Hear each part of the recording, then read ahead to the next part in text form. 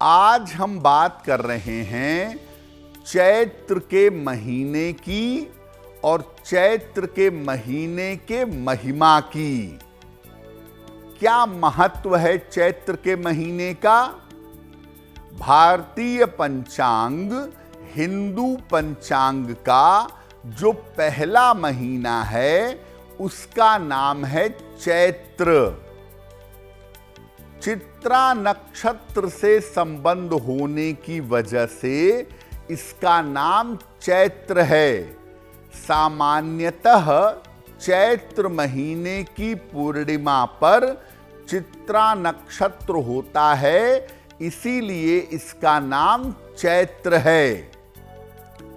चैत्र के महीने में वसंत ऋतु का अंत होता है, वसंत ऋतु समाप्त होती है और ग्रीष्म का, गर्मियों का आरंभ होता है। चित्रा नक्षत्र से ही ज्योतिष की गणना शुरू होती है और चैत्र के महीने से ये गणना आगे बढ़ाई जाती है। इसीलिए इस महीने से ज्योतिष का बहुत गहरा संबंध है। इस महीने से शुभता और ऊर्जा का आरंभ होता है। प्रकृति में शुभता बढ़ती है, प्रकृति में ऊर्जा बढ़ती है और प्रकाश बढ़ता है। इसीलिए जीवन में खुशियां आने की संभावना बढ़ जाती है। इस बार चैत्र का महीना 4 मार्च से आरंभ हो रहा है और ये महीना 2 अप्रैल तक रहेगा। तो देखिए, हर महीने में पर्व और त्योहार आते हैं और उसका संबंध होता है उस महीने की शुभता के साथ। तो चैत्र महीने के पर्व और त्योहार कौन से हैं? चैत्र कृष्ण पक्ष की पंचमी तिथि को रंग पंचमी मनाई जाती है और रंग पंचमी भी होली जैसा मिलता जुलता एक बड़ा पर्व है। चैत्र के महीने में पाप मोचनी एकादशी आती है, जिसका पालन करने से, जिसकी तपस्या करने से पापों का नाश होता है। इसी महीने से नव संवत्सर का आरंभ होता है। हिंदू पंचांग के अनुसार नए साल की शुरुआत होती है चैत्र शुक्ल प्रतिपदा तिथि को। इसी महीने में चैत्र शुक्ल प्रतिपदा से वासंतिक नवरात्र का महान पर्व भी आता है और चैत्र की जो नवरात्रि है उसकी नवमी तिथि को भगवान राम का जन्मोत्सव राम नवमी भी मनाया जाता है। इस महीने की पूर्णिमा को अत्यंत पवित्र मानते हैं। चैत्र की पूर्णिमा पर तमाम धार्मिक कार्य और दान किए जाते हैं। लेकिन वास्तव में चैत्र के महीने की 3 बातें सबसे ज्यादा महत्वपूर्ण हैं। हिंदू परंपरा का जो नया साल है वो चैत्र के महीने में आरंभ होता है। चैत्र के महीने में वासंतिक नवरात्रि रहती है और सबसे महत्वपूर्ण चैत्र के महीने में राम नवमी मनाई जाती है, जो भगवान राम का प्रकटोत्सव माना जाता है। देखिए, हिंदू पंचांग का हर महीना आयुर्वेद से और ज्योतिष से जुड़ा हुआ है।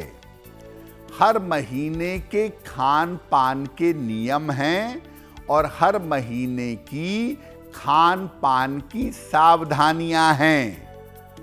चैत्र के महीने में खान पान के नियम क्या हैं? चैत्र के महीने से धीरे धीरे अनाज खाना कम करना चाहिए। पानी अधिक पीजिए और ज्यादा से ज्यादा फल खाने का प्रयास करिए। चैत्र के महीने में गुड़ नहीं खाना चाहिए। चैत्र के महीने में गुड़ खाने से डाइजेशन बिगड़ सकता है, त्वचा में दिक्कतें आ सकती हैं। चैत्र के महीने में चना खाना बहुत अच्छा होता है। चैत्र में चना खाने से लाभ होता है। चैत्र के महीने से बासी भोजन खाना बंद कर देना चाहिए और चैत्र के महीने से ऊर्जा का आरंभ हो रहा है, इसलिए नित्य प्रातः स्नान करके सूर्य देव की उपासना करिए और नियमित रूप से स्नान और पूजा करिए तो आपके लिए बहुत बेहतर होगा। पंडित जी, मैंने बहुत से लोगों से सुना है कि चैत्र के महीने में गुड़ नहीं खाना चाहिए, ऐसे कहते हैं। इसके पीछे की क्या वजह है, क्या कारण है? गुड़ क्यों नहीं खाना चाहिए चैत्र के महीने में? जी देखिए, गुड़ जो आप खाते हैं वो आपके शरीर में जठराग्नि को यानी खाना खाने वाली अग्नि को बढ़ा देता है और तेजी से भोजन पकाने का पचाने का काम करता है। चैत्र के महीने में मौसम में वातावरण में वैसे ही फायर की मात्रा ज्यादा होती है तो जठराग्नि तेज होती है। चैत्र के महीने में अगर आप गुड़ का सेवन करेंगे तो उसकी एक्टिविटी की वजह से आपको एसिडिटी की या पेट में जलन की या पेट में गर्मी की समस्या परेशान कर सकती है। इसलिए चैत्र के महीने में कोशिश ये करिए कि गुड़ ना खाया जाए। चैत्र के महीने में ऊर्जा इकट्ठा करना जरूरी है, शरीर को ताकतवर बनाना जरूरी है, तो चैत्र के महीने में चना खाना हर लिहाज से बेहतर है। देखिए, चैत्र के महीने की पूजा उपासना भी महत्वपूर्ण है। तो चैत्र के महीने में क्या पूजा उपासना करें? देखिए, चैत्र के महीने में सूर्य देव की और देवी यानी माता दुर्गा की उपासना लाभदायक होती है। अगर आप अपने जीवन में नाम और यश चाहते हैं, पद प्रतिष्ठा चाहते हैं, तो पूरे चैत्र के महीने में सूर्य देव की उपासना करिएगा। शक्ति प्राप्त करने के लिए और ऊर्जा के लिए माता दुर्गा की यानी देवी की उपासना करिएगा। चैत्र के महीने में अगर आप किसी निर्धन व्यक्ति को लाल फल का दान करें या गाय को लाल फल खिलाएं तो आपके ऊपर आई हुई मुसीबत टल जाएगी।